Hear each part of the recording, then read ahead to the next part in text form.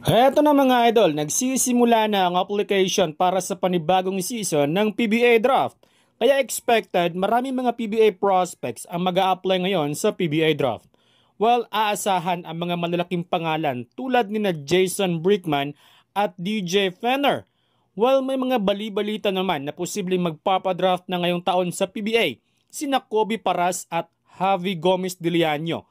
Ayon sa report na kung sakaling hindi sila makakuha ng kontrata sa Korea or sa Japan ay posibleng magpapadraft na nga sila sa PBA.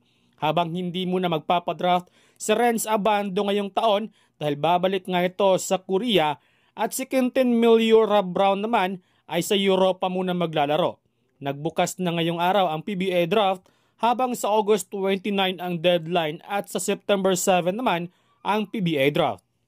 Samantala, sa kabila ng natamong injury ay muling pinapirma ng Barangay Ginebra si Isaac Go ng 1-year contract extension.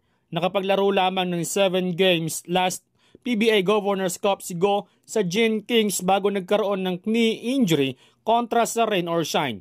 Habang nabigyan naman ng contract extension ng TNT si Brandon Ganuelas Rozier, ayon sa report ay 2 taon ang ibinigay ng TNT sa kanya. So far, 31 years old pa lamang si Brandon at malaki pa ang maitulong nito sa TNT.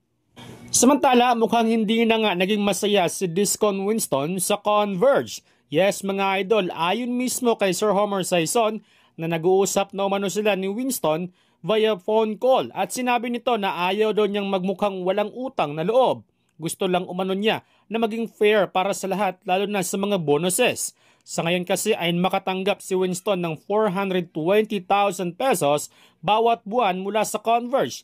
Ang concern lang kasi ni Winston ay maging fair lang naman sana ang Converge sa mga incentives at bonuses na tila ba hindi man lang siya inappreciate ng Converge.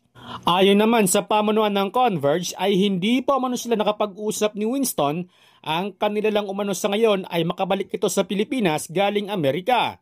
Nagpaalala naman sila kay Winston na active pa ang kontrata nito sa Converge. Ayon naman sa head coach ng Converge ay mahirap umano makapag-negotiate na nasa Amerika pa ito. Pero kung makabalik ito sa Pinas ay handa naman daw ang Converge na pag-usapan ang gusto ni Winston. Ayon pa sa coach ng Converge na mahirap bitawan ang player na tulad ni Discon Winston dahil nakita umano niya ang mala DeMar DeRozan na laruan. Pero nagbabala naman si Winston na posible niyang ma-consider ang other option kung sakaling hindi magkasundo ang Converge at ang kampo ni Winston. Ayon pa kay Winston na alam niya na PBA is business but gusto lang umano nito na makuha kung ano ang nararapat sa kanya. Well, sa ngayon ay hinintay na lamang ng Converge na makabalik si Winston galing Amerika bago ang pagbubukas ng season.